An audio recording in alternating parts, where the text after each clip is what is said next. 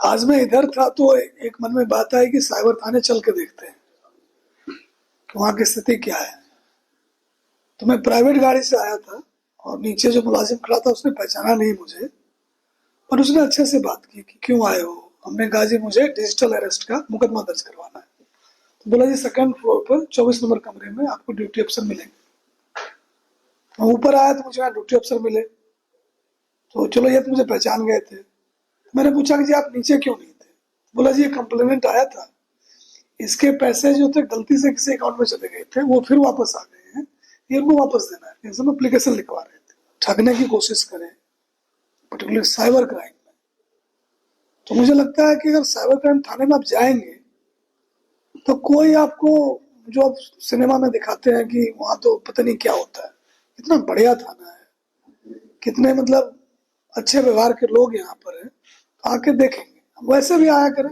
हम तो मैंने को कहा है कि अगर कोई शिकायत नहीं भी दर्ज करना, वैसे ही थाने का विजिट करना चाहते हैं करें, साइबर क्राइम पर चर्चा करना चाहते हैं वो भी करें। तो मेरा ये है कि जैसे ही कोई प्रयास करे साइबर क्राइम में ठगी का या डराए आपको, तो आपने भय और लालच से कुछ नहीं करना है।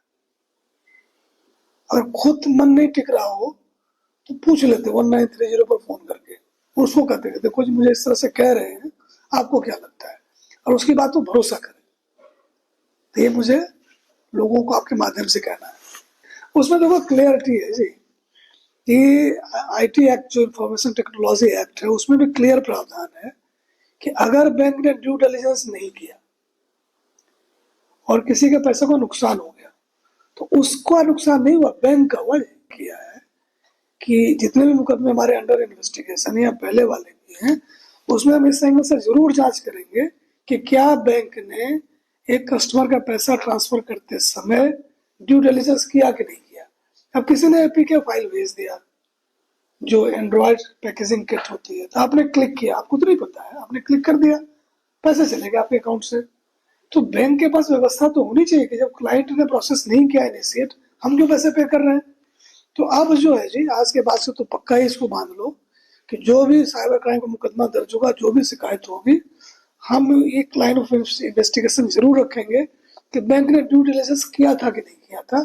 अगर नहीं किया था, पैसे वो भरेंगे। तो बैंक एम्प्लॉय तो देखो 52 को अंदर दे चुके हैं, पुलिस गुड़गांव पुलिस दे चुकी है, उसमें ना हम लोग देखो, अगर किसी के साथ ज्यादती हो रही है ना, हम किसी का लिहाज नहीं करते। आप कुछ भी रहो, बैंक के मैनेजर रहो, अंग्रेजी आती हिंदी आती है, आप जानो जी।